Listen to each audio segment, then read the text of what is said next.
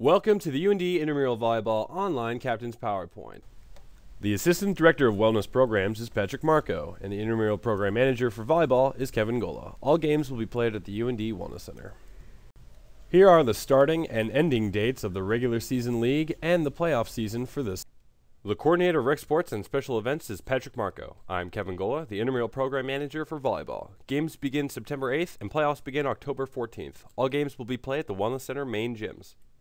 As the captain, you serve as the liaison between the intramural program and your team. Make sure you are familiar with all sport rules and intramural policies. Make sure that each of your players are eligible to participate and let them know of scheduled game times. Let us know if you're unable to make it and regularly check your email for updates from the intramural staff.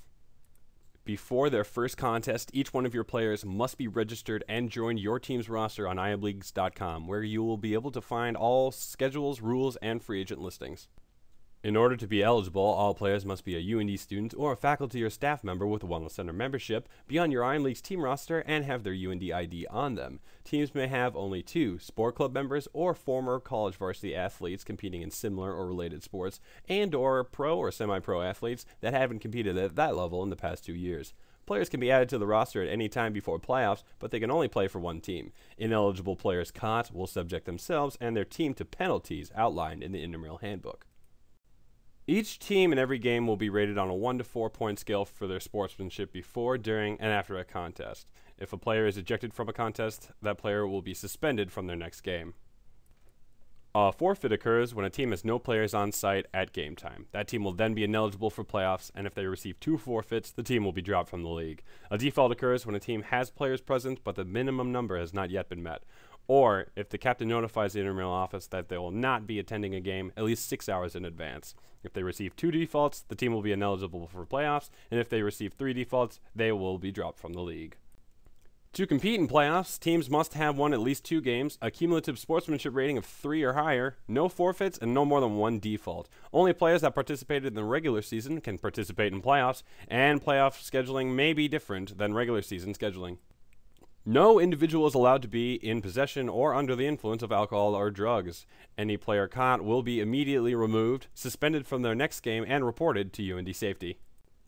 Team names must be appropriate. If deemed inappropriate by intramural staff, they will be immediately changed.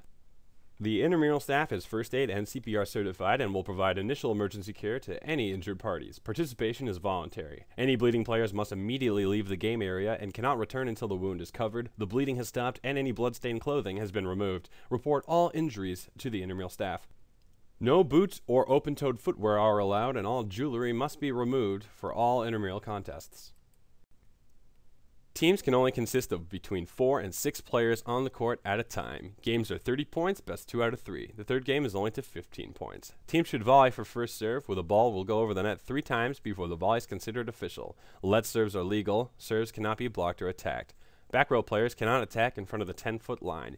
Balls that hit the ceiling but stay on the same side that they're hit from are still considered live.